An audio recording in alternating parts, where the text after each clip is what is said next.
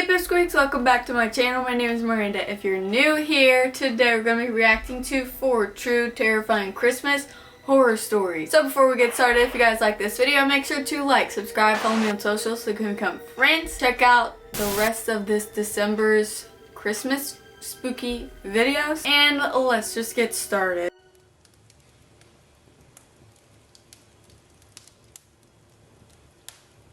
This is scary because it's like real life, not ghosts. It's like actual people. So we were having our Christmas Eve dinner.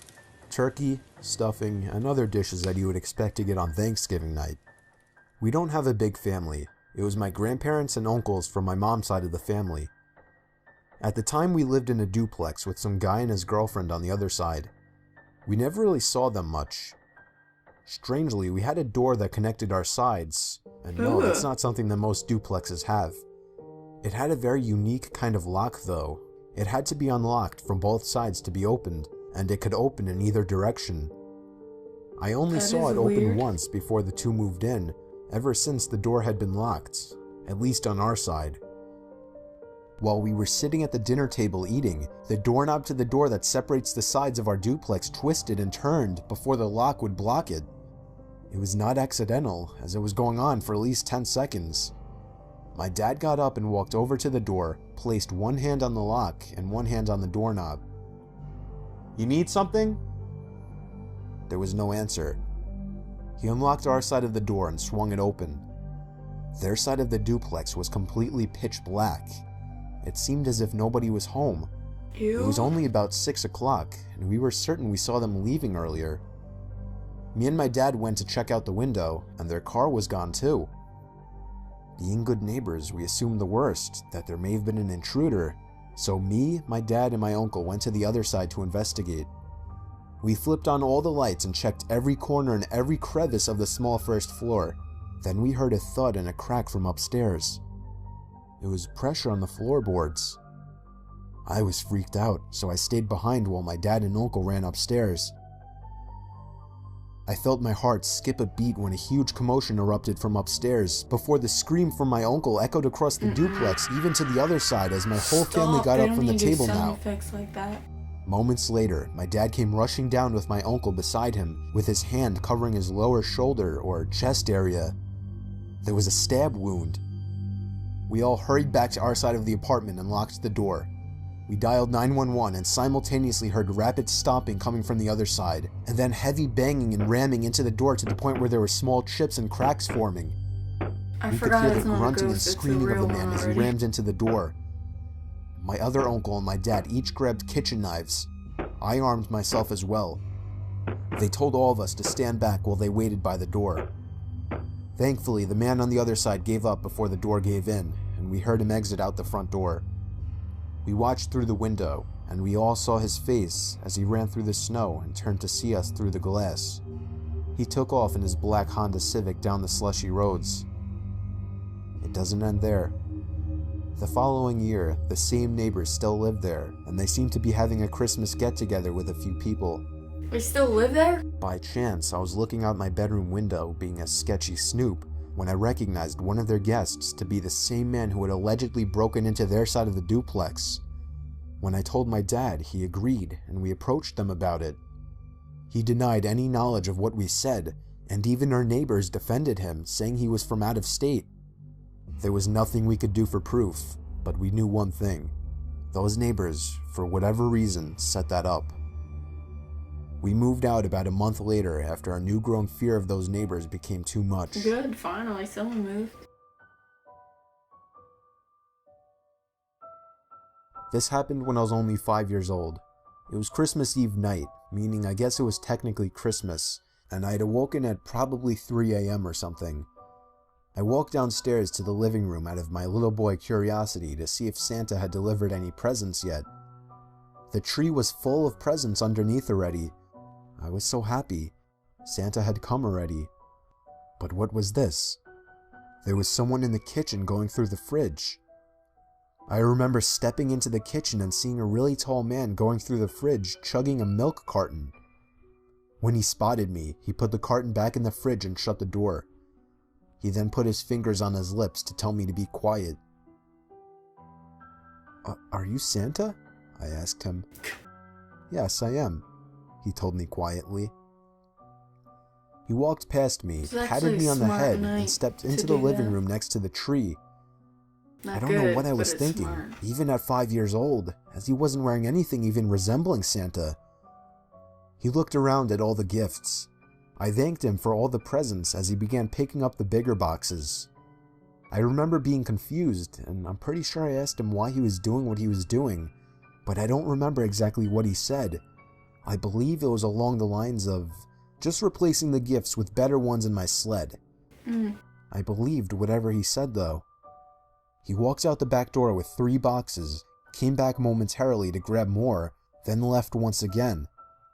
He came back in and patted me on the back and told me not to tell my parents that I saw him. I smiled and agreed, and he took off with the boxes. I waited for him to come back with the replacement gifts, but he never did. I eventually went up to tell my parents despite what he said. When my parents realized I wasn't joking, they sat up in shock and fear and ran past me downstairs. When they saw half the presents were gone and the back door was left wide open, my mom screamed like a deranged person. I remember my parents were practically scolding me, demanding for me to describe the person who entered our house. Of course, being 5 years old, the description I gave was anything but useful. All I probably told them was that he was tall. It's been almost 15 years now though, and at this point for me, being that I was only 5 years old, it's nothing but a story to tell, rather than a bad memory at all.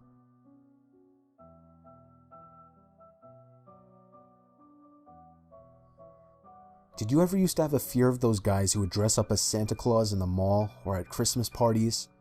Up until the age of about 8, I certainly did.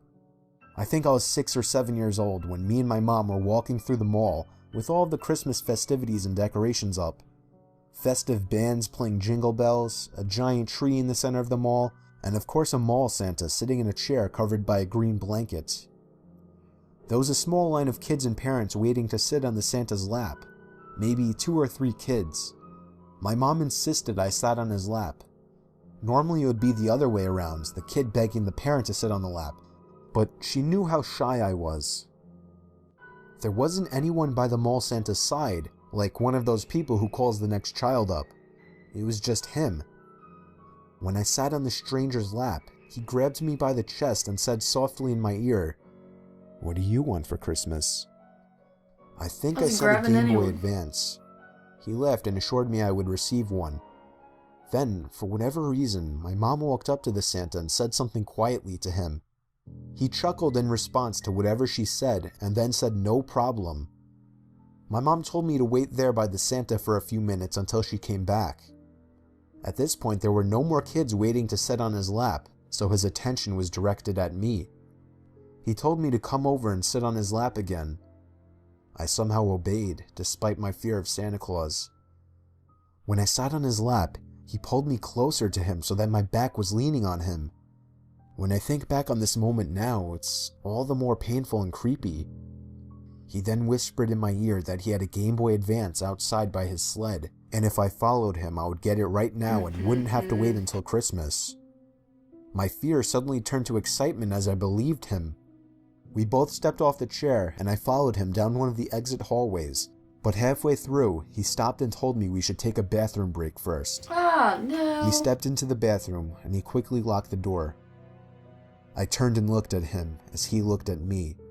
But before anything else could happen, there was a frantic banging at the door. Somebody on the other side was yelling to open up. The Santa opened the door, and a man pulled him out and shoved him. The man then escorted me back to the center of the mall, asking me where my mom went. I watched as the fake Santa casually walked out the exit door and out of my sight. When my mom came back, the man explained everything. I'm pretty sure he was watching the whole time. So he and my mom asked around to see if the mall hired any mall Santas for the day. They did not. Oh, gross. Whoever that was just a pervert dressed as Santa to get kids to sit on his lap. Ew. And possibly wait for a perfect opportunity to snatch one, just like he almost did me.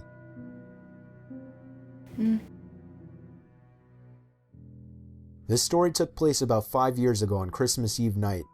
It was around 1 in the morning, and I had just finished placing presents under the tree. I went upstairs to brush up and everything, then came back downstairs to the kitchen to get a glass of water before bed. My son Jake, who was 4 at the time, was standing by the stairs leading to the basement. I asked him what he was doing up so late. He pointed down the stairs and said, "Santa." I picked him up and carried him back to his room. I took a glass of water and went to bed. I woke up around an hour later to my son running down the hall outside my room. I sighed and got out of bed. As I was going down the stairs, I saw Jake by the tree looking at presents. Then he ran past me and to the basement stairs again. He pointed down the stairs again. This time I looked down the stairwell, and my heart dropped as I saw a black figure sitting on the bottom step. Stop. I almost screamed, but I somehow held it in. I pulled my son quietly away from the basement door and closer to the front door of the house. I moved my hand away from my son's mouth to reach for the lock in the doorknob. I tried to pull the door open as quietly as possible, but it was pointless. The squeaky hinges let out the usual ear-piercing screeches, and I cringed in my mouth and eyes as I did. Suddenly, there were heavy stomps coming from up the basement stairs. I screamed and pushed open the storm door and practically threw Jake outside. I shut both doors behind us and we ran to the neighbor's house. I rang the doorbell as fast as possible, probably 30 times before they answered. After that, we went inside and stayed there and waited for the police. Whoever that person was gone though, as determined after the police conducted a thorough investigation of the house. I ended up lying to Jake, telling him that actually was Santa Claus, but a few years later, he remembered the incident and became a little more wise to what actually happened. Ugh.